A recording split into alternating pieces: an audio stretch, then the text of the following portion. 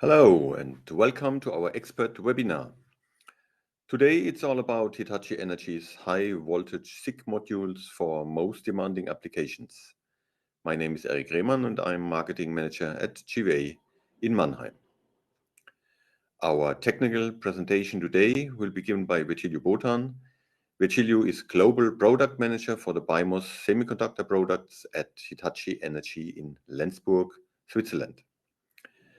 This webinar is part of our expert series, in which we are happy to share our knowledge and that of our partners on new products, technologies, and findings from the field on a regular basis. Also check out our website, gva-power.de, and register for the webinars that interest you. Or simply visit our YouTube channel and watch the video recordings at a later time. During the live webinar, please feel free to use the chat function of our online portal and ask your questions. We will be happy to address them after the presentation. But now we go live to Virgiliu Botan in Lenzburg. Virgiliu, I hope you can see and hear us well. Yes, can you hear me? Yes, very good. Good morning. Good morning. So I welcome you also to my presentation, and yeah, let's dive in. So I will talk today about our products in silicon carbide. But first, let's take a short overview of general products that we are offering from Hitachi Energy. So we have products in what we call BIMOS, IGBTs, silicon carbide MOSFET, and also bipolar, press pack, hockey packs, IGCTs used in different applications as we see here. But today it will be about silicon carbide. So I highlighted them here. We are offering two main classes of products with silicon carbide, the high power LIMPAC, and also modules for EV application like the road pack for e-mobility. Look a little bit at the history where we are coming from in Hitachi Energy. Our mother company or the predecessor of Hitachi Energy was ABB.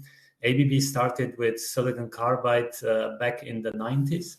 So in the 90s, there was a lot of activity in the research center in Sweden and in Switzerland. And it was started with Schottky diodes, where a lot of advancement was done. Some discoveries were made in the degradation mechanism and so forth.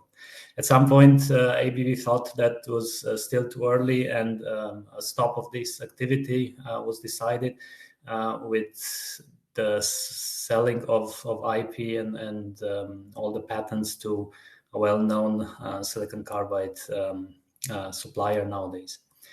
Activities were restarted around 2005-6 in a fabless mode, in a scouting, observe and explore modus.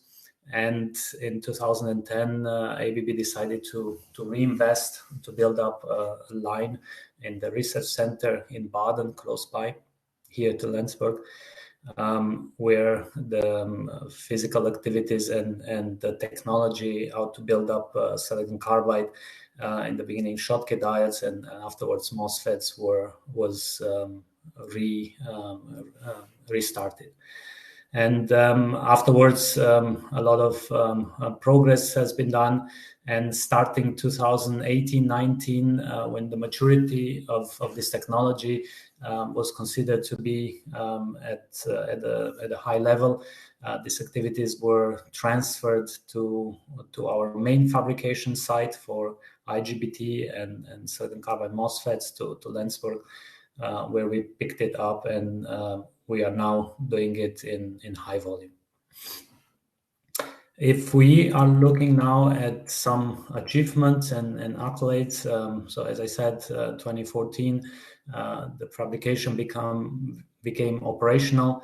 And then first silicon carbide Schottky diodes, afterwards MOSFETs were developed, and we received several accolades, demonstrated industry records, and this like this 3.3 kilovolt 10 microsecond short circuit capability at 10 times nominal current, or for 6.5 also short circuit demonstrated at up to 4.4 kilovolt, and so forth. So this started to be recognized, got also best paper awards in PCM, even recognition from our competitors. We got in 2021 the Semicron Innovation Award for all these achievements and discovery. Now, if we look at the products we are offering right now in silicon carbide at the high power, I put it here in terms of current and voltage rating. So we go from 1200 volt all the way to 6.5, and in current up to roughly 2 kiloamp. Most of the high power is covered by low voltage LINPACK or high voltage LINPACK. They overlap in the range of 3.3 kilovolt, where we can put chips, 3.3 silicon carbide chips, both in low voltage or high voltage package. Low voltage means isolation up to 6 kilovolt, high voltage isolation up to 10 kilovolt. In the lower power range, of course, we have what I mentioned in the beginning, the road pack as an EV module for EV charging and so forth, and a smaller version of this, the flexi pack, for even lower power applications. Now, if you look at what technologies we have in terms of silicon carbide and what we put inside, look a little bit of what is new and what we are differentiating ourselves in regards with our competitors. If we look, for instance, at the RDS-on or static losses for a MOSFET, we see that there are different contribution for channel, JFET area, drift area, or substrate. Maybe substrate less important for high voltage devices. We see that the main part where one can tune the characteristics is definitely the channel, the channel resistance, and this one, of course, as we see in this formula, is proportional to pitch, channel length, and then inverse proportional to mobility, capacitance, and over voltage drives the difference between K voltage and threshold. Not all these dimensions, they are freely tunable or tunable without compromises. Of course, the most obvious is to reduce the pitch, to make the cells more close together. But at very small pitches, one has other problems like the body diode performance. And that's why we concentrated ourselves on mobility and channel capacitance, or oxide capacitance, or should I say dielectric capacitance.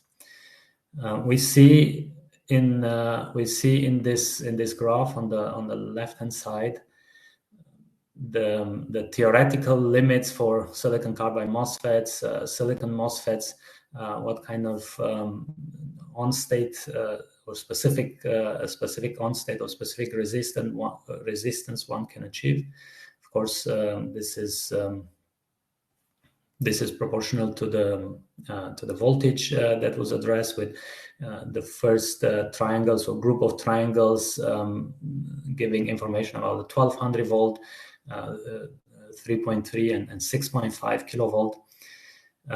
And we see that for the higher voltage, we are stronger approaching the theoretical limit or the silicon carbide limit.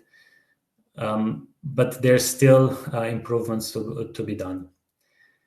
And then we see also in the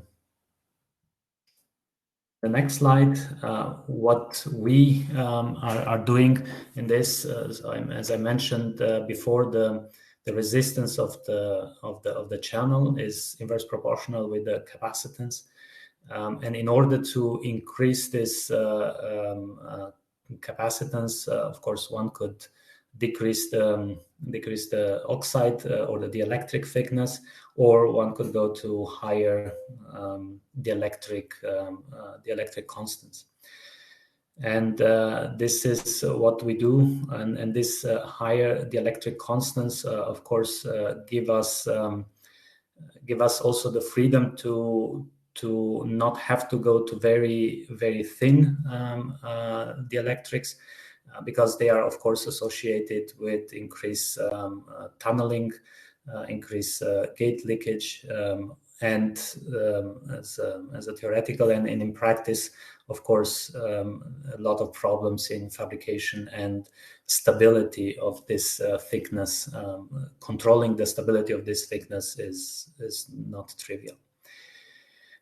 We see in this graph below for a same gate dielectric thickness, the improvement in current from high K and normal silicon oxide dielectric that can go up to 35%.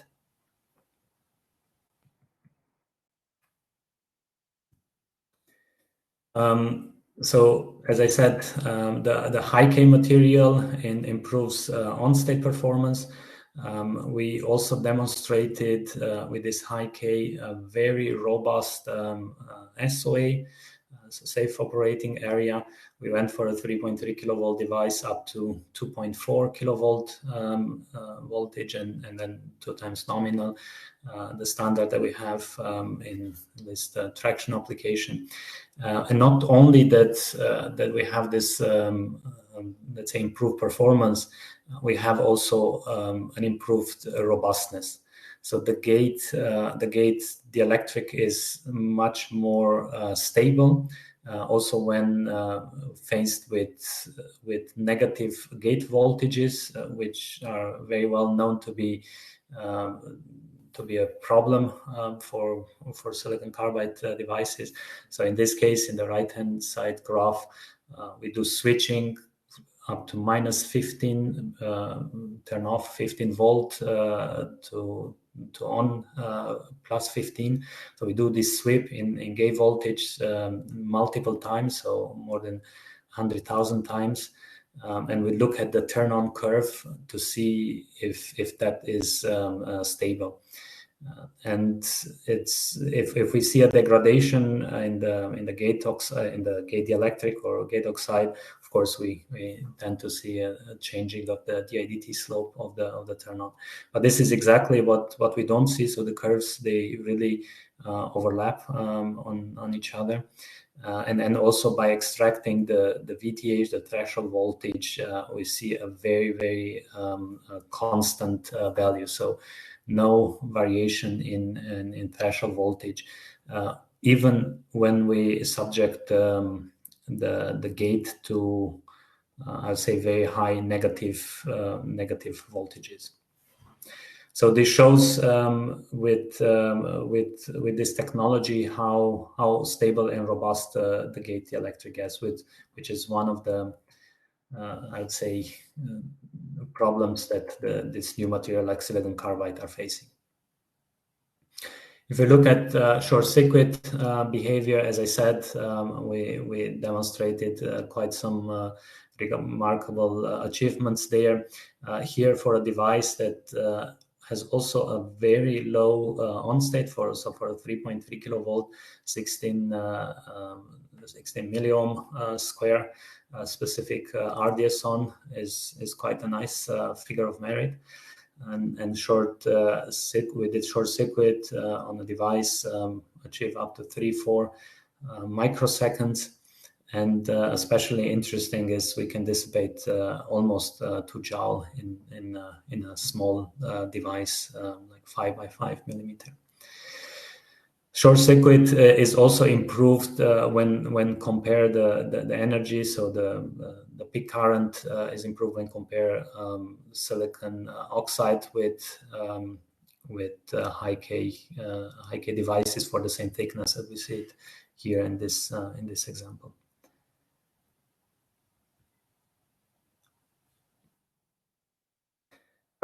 If we then go and try to estimate this stability, one does the TDDB, time dependent dielectric breakdown, so that we subject the gate to very high voltages, and in this case 33, 37 volt, and based on the breakdown and time to breakdown, we try to estimate the stability of this gate dielectric at the normal switching voltages like 15 volt. And then you can see we get quite a high number of years, so quite a good stability in this respect.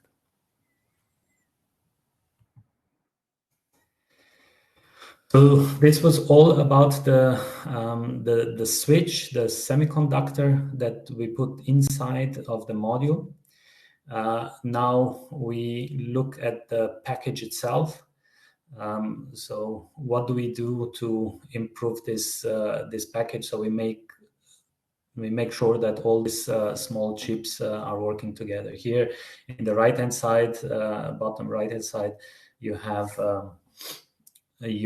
a picture of a substrate, so the ceramic on which the chips are mounted, and you can see there are quite a lot of chips that we mount on one substrate, and we have to make sure that they are working smoothless together. And this is what we do by doing a lot of electromagnetic design, simulation, and optimization. So we look at the coupling inductances, the gate inductances. We try to make sure each dot here is one chip that they are seeing or they are feeling the same environment. They switch against a similar inductance and parasitics. So this is what we do a lot of simulation to optimize these characteristics here.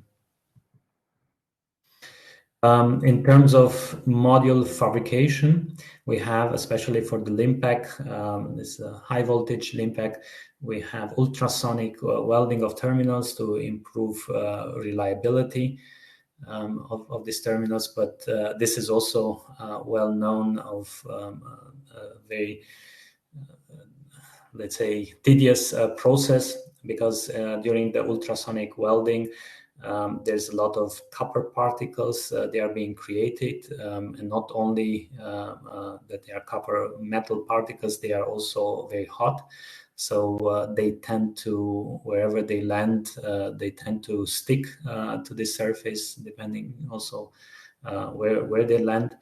And of course, if they happen to get in the vicinity of chip or chip junction termination, or areas where we have high fields and we need isolation distance, that can lead to short circuits. So what we do, we apply a technique that we developed during low voltage LIMPAC fabrication. We have an air blade or airflow that is compressed here, and it acts like an air blade where the place of the ultrasonic welding is, which pushes actually the particles out of the module at the time of when these particles are being created. So this is another special technique that we are applying to make the modules more robust and increase reliability.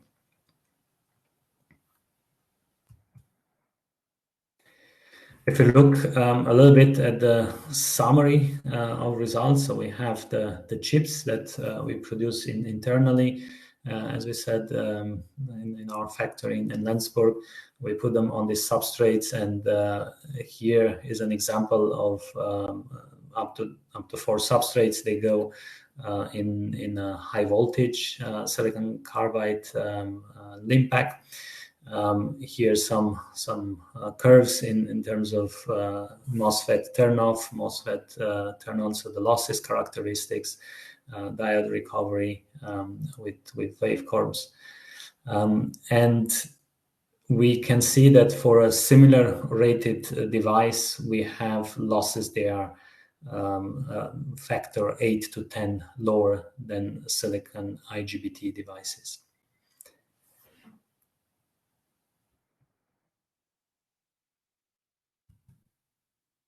Here's a small example for switching. This is done actually by our traction customers. It's some curves where they played with different switching RGs, different switching profile to see what works the best in their setup. So you see a sweeping between an external 2 ohm up to 8 ohm RG. I have to say we don't put for these devices any gate resistor inside of the device, so one can fully control it from outside depending on the inductors that it's in the topology and what can be achieved in terms of let's say over voltages or oscillations and so forth. Even more I'd say impressive for me is paralleling of these devices. So this is a current series of 2 devices in parallel, 2 modules I should say in parallel. So our customer took 2 3.3 kilovolt 500 amp silicon carbide modules and switched them in parallel in their converter, and without having any special selection of the modules in terms of on-state VTHs and so forth. I'd say the parallel the current distribution is very, very good.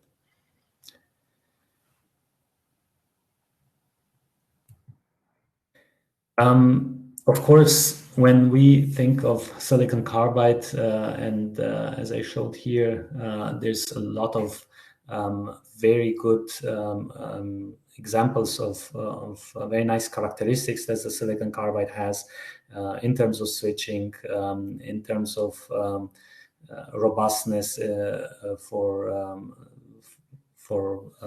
short circuit or let's say overdrive robustness. We also should not forget that all of this is associated with the price tag. So we have still the silicon carbide chips costing factors compared to the same area of silicon IGBT for the same voltage class. And as the voltage class increases, this ratio unfortunately tends to increase due to mostly to the starting material, which gets more and more expensive, and also the yield that one can get from such a wafer.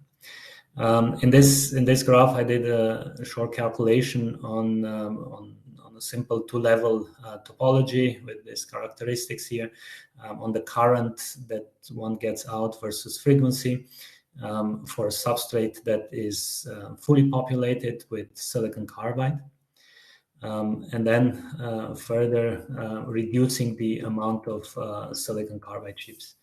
So of course, from the application point of view, and also when considering commercial aspects, the less amount of chips, the the less the cost. So one can reduce the cost quite significantly, taking out chips, because the modules, or the cost of the modules, is basically given by the amount of chips one puts inside. And then if we look, the less chips we have inside of the modules, of course, we have less strain inductance or inductance per chip, and the better they tend to switch, or the easier is to get high DIDTs and better performance. Of course, RDS(on) scales 1-to-1 with the amount of chips, and we look at different options. When we get less and less chips inside, one can think the cost goes also proportionally down. Of course, not exactly with the area of chips, but close enough. And even with two small chips inside, one gets still a decent amount of current, even at high frequencies. And what I put next to it is the performance of a silicon IGBT device, which is rated similar, at least as a current rating, as the silicon carbide. And one can see that at very low frequencies, of course, it's just a matter of on state. Well, silicon carbide and silicon, they are not very far from each other. But as the frequency increases, of course, due to the switching losses, the penalty or the drop in output current is significant for silicon carbide. Therefore, this is very important to keep in mind if one has an application that one has to switch, or would like to switch something like 20 kilohertz, as we see in this example. Even with these two small chips, silicon carbide chips, one would get the same current output as compared with fully populated silicon IGBT device, of course, with the FreeWheeling diodes to it. So that's why it's very important to keep in mind the ratio between performance versus cost. What is the target application, the target frequency, where at this target frequency, what is the current that is needed, and select the module with that has that output current at that frequency, and not have too much silicon carbide inside, because it's just the cost that in the end is lost. And by doing this analysis and looking at this and trying to optimize, one can make also, of course, the silicon carbide more affordable and more spread into the applications.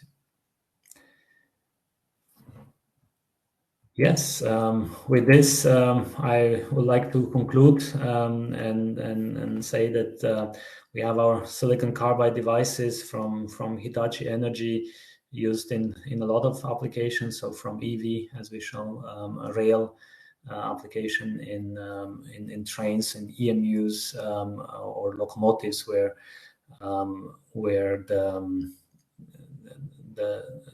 the EMU or the locomotive has to work also on battery. This is the place where silicon carbide will first be used in rail, at least the more that we see it in Europe. And then a DC-DC converter run at very high frequency is the choice there. We have also aviation, grid, Formula E. One team runs with our devices. We demonstrated 12, 3.3, 6.5 with high K gate electric, where we see that not only the performance is improved in terms of on state, but very important, the ruggedness and the stability of such a device. Then I show how we do a lot of optimization of the module for optimize or homogeneous gate and loop inductance that in the end also makes these devices good in paralleling.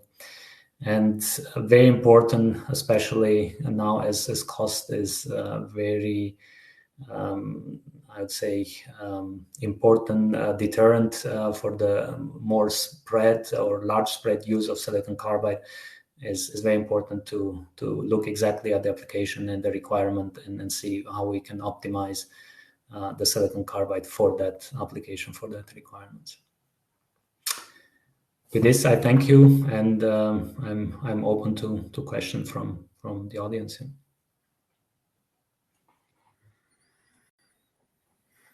Yes, thank you very much, Virgiliu, for this interesting presentation. This brings us to the question and answer session. You now have the opportunity to formulate your open question in the chat. Please make active use of it. And maybe I can ask some questions from myself while our guests have time to type their questions. From your point of view, Virgiliu, what is still holding back the spread in the use of HV-SiC technology? So as I commented, is a lot of it is due to price. Of course, there's a lot of work we still need to do for reliability of these devices, blocking and so forth to see, because we have now much higher electric fields and electric field gradients in these devices. But I see that cost is still has one of the biggest impact. And as the voltage increases, the cost increases over proportionally, and this makes the attractiveness of silicon carbide. It reduces from the attractiveness. So one has to really find the applications where going smaller or reducing switching loss will have such a big impact that one can pay this overpricing. Okay. And this is the supply chain concern for SiC? Yes, at the moment we see a lot of investments in supply chain and a lot of partnerships almost on weekly or so basis announced due to always larger adoption of this silicon carbide in especially in big markets like automotive. And of course, when one does the calculation and see the potential demand that comes for this industry, one realizes that quite fast, depending on the rate of adoption, one would run out of capacity. Yeah? And that's why there's a lot of investments being done. And now the question is how these investments and the market forces, how they match up and how they balance each other. So we don't run into big supply issues. Yeah. Mm. To some degree, the market would regulate itself. So there will be lack of supply. The prices will go up, and the market will be a little bit cooled off. Yeah, but this is still a point of concern, and it's being a new technology, a new material. There's a lot of work, investments, and improvements in processes that are being done right now. Mm-hmm. Do you see a growing demand for higher voltage classes, SiC MOSFETs, more than 3.3 kV, for example? Yeah, so one of the promises of silicon carbide is, of course, very high blocking devices, 20 kilovolt or so is being as a number suggested. Of course, theoretically possible. The question is where. I mean, we demonstrate this, but the question for me is where this sees application at what cost does it come? So we have, of course, a lot of application where we need high blocking devices when we think, especially for us at Hitachi Energy, not the semiconductor unit, but our colleagues are involved in high voltage DC application where one has converters running at 500 or 800 or kilovolt or even 1 megavolt. So this is realized today, of course, by series connecting IGBTs or bipolar devices, thyristors, and so on. It will reduce, of course, the demand of this series connection if we would have a device that blocks 20 kilovolt. The big question is that more efficient than putting 3 6.5 or 5 4.5 kilovolt devices in series? What's the economics of that in terms of cost, not only for the devices themselves, but for the overall system? What is being saved by that? So I think for now, cost is still one major almost roadblock. But I do believe that as the industry matures, one or the other improvements will bring cost significantly down. I mean, we need more than just economies of scale. We need also innovation and maybe quantum leaps into technology to make some more stronger steps into reducing costs, especially for high voltage devices.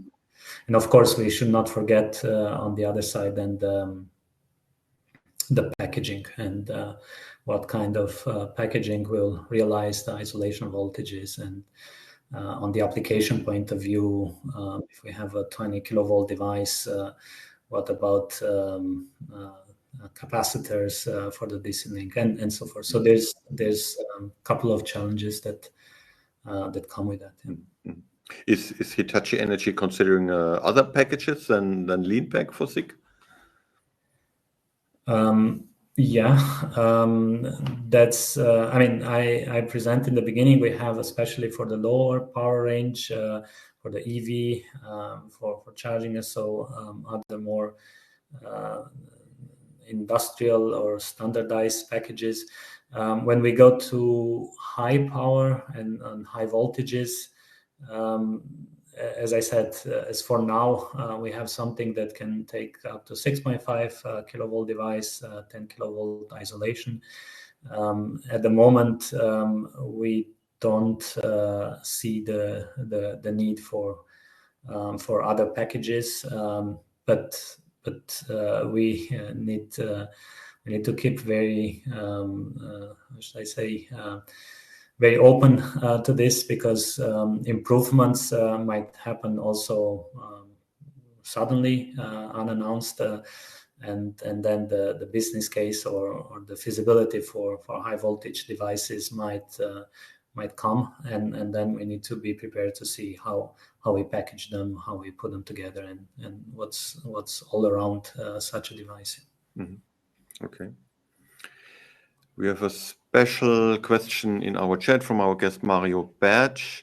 It's about interface high K dielectric versus expansion coefficient SiC.